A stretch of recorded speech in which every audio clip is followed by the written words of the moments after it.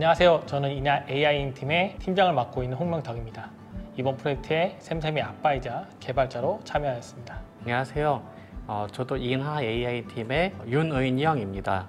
저도 역시 샘샘이 개발자로 참여했습니다. 저희 팀은 인하대학교 문과대학원생분들과 공대 대학원분들이 함께 모여서 이루어진 융합팀이라고 보시면 될 것 같습니다. 인하대학교에서 스토리를 연구하고 계신 박승보 교수님 소개로 콘텐츠진흥원에서 진행하고 있는 AI 스토리텔러 과정을 소개받았습니다. 스토리 창작에 관련되어 있는 관심이 있어서 팀을 이뤄서 참여하게 되었습니다. 일반적인 콘텐츠의 스토리는 예를 들어 소설이라든가 영화 같은 경우에는 기승전결 구조를 가집니다. 근데 시는 문장이라든가 연의 길이가 되게 길지 않기 때문에 그 시를 관통하는 하나의 단어 혹은 두세 단어로 압축되어 있는 어떤 함축적인 의미를 저희는 스토리라고 얘기를 하고 있고요. 예를 들어 어머니란 단어라든가 혹은 어머니의 사랑 혹은 어머니의 마음, 이런 함축된 단어로서 그 시를 표현하고자 합니다. 그래서 저희 프로젝트에서는 주어진 시제 한 단어나 혹은 두 단어에 해당하는 시를 인공지능이 창작해 주는 것을 목표로 하고 있습니다. 저희가 참여한 프로젝트는 2019년도, 2020년도 2년에 걸쳐서 참여하게 되었는데요. 우선 저희 프로젝트는 크게 두 단계로 이루어져 있습니다. 첫 번째 단계는 시를 학습하는 단계고요.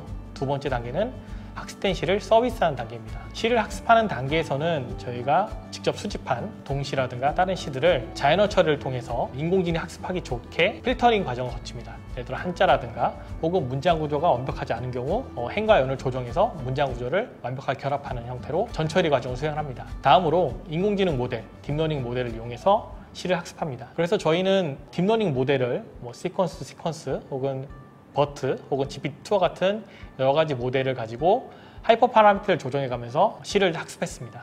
그 결과를 저희가 주관적인 평가를 통해서 자체적으로 저희 팀 내에서 평가를 했고요. 그래서 최종적으로는 GPT-2 모델을 가지고 동시를 학습을 하였습니다. 기술적인 부분으로 저희가 수집한 시를 데이터화하기 위해서 카카오에서 개발한 형태소 분석기로 단어들의 품사를 구분하는 이걸 먼저 개발했고, 패스트 텍스트라는 라이브러리 이용해서 품사와 그다음에 단어 간의 긴밀성을 효과적으로 활용하기 위해서 온톨로지화하여 표현하였습니다. 이렇게 만든 온톨로지를 이용해서 후처리할 때 앞에서 말씀드렸던 것처럼 시에 적절하지 못한 단어들을 필터링할 수 있는 금치어와 불용어를 목록화하였습니다. 추가로 인공지능 모델을 학습하기 위해 여러 가지 딥러닝 모델을 저희가 골라야 했는데, 먼저 저희가 수집한 시 데이터로만 딥러닝 모델을 학습하였을 때 문제가 시의 구조가 적절하지 못하고 단어와 단어 간의 관련성이 많이 떨어지는 문제가 있었습니다. 이를 해결하기 위해서 인터넷에 있는 다양한 문장들로 먼저 전처리를 통해서 학습을 하고, 그 후에 저희가 수집한 시로 다시 한번 학습해서 좀 더 자연스러운 시를 만들 수 있도록 하였습니다. 이를 위해서 저희는 어떤 정보를 수집해서 지금 학습을 하고 있고요. 다음으로 그렇게 학습된 시가 바로 서비스되기에는 다소 부족한 부분이 있었습니다. 예를 들어 문장 구조가 너무 완벽하지 않다든가 금치어, 욕설이라든가 혹은 불용어 같은 것들이 포함되어 있었는데요. 그런 부분을 저희가 사전에 후처리 이 과정을 통해서 그런 부분을 제거하거나 혹은 시가 너무 완벽하지 않을 경우에는 후처리 단계에서 시를 중단하고 다시 전 단계에서 시를 다시 생성하는 절차를 갖도록 시를 학습하였습니다. 다음으로는 그렇게 학습된 시를 서비스하기 위해서 웹사이트를 구현하였고요. 구현된 웹사이트에서는 사용자들이 시제를 선택하고 한 단어 혹은 두 단어, 세 단어, 여러 단어를 입력하게 되면 그 시제에 맞게끔 인공지능이 시를 써서 출력해주는 형태로 구현하였습니다. 이 시가 좋은지 안 좋은지에 대한 평가는 굉장히 주관적으로 판단이 되더라고요. 시를 잘 공부하지 않은 공대생이라서 어떤 시가 좋은가요? 라고 참여했던 문과분들께 여쭤봤을 때도 다양한 의견들이 나왔습니다. 그래서 저희는 기본적으로 생성한 시가 문장 구조가 어느 정도 완벽한지, 물론 시적 허용이라는 부분이 있지만 어느 정도 문장을 완벽한지도 확인했고, 그다음에 불용어라든가 금치어를 확인하기도 했고요. 그리고 저희가 일반적인 시에 대한 규칙을 문과대분들을 통해서 규칙화했고요. 그 규칙을 온톨로지 적용해서 앞서 딥러닝 모델로 나온 결과를 후처리 단계에서 그 규칙을 적용하여 시를 사용자들이 서비스하거나 서비스하지 않도록 그렇게 규칙화했습니다. 저희 팀은 이제 처음 구성되었을 때 아무래도 문과대분들과 저희 공대생들이 같이 모여서 진행했기 때문에 의사소통에 가장 큰 문제가 있었습니다. 일반적인 언어 문제가 있었는데, 예를 들어 흔하게 얘기하는 것 중에 용어의 차이가 있었겠죠. 그래서 정의라는 용어를 들면 문과대분들은 저스티스를 얘기하지만 공대생들은 디피니션을 얘기하는 것처럼 사소한 용어 차이가 어떤 큰 차이를 발생시키는 경우가 있었습니다. 저희는 처음부터 대화를 했을 때 상대방이 말하는 바를 이해했다면 그걸 다시 한번 상대방한테 질문함으로써 그게 맞는지 피드백 받는 과정을 계속 반복했고요. 그런 과정이 서로 이제 이해하는 바가 제대로 소통이 되었던 것 같습니다. 그런 부분이 이제 가장 어려웠던 것 같았습니다.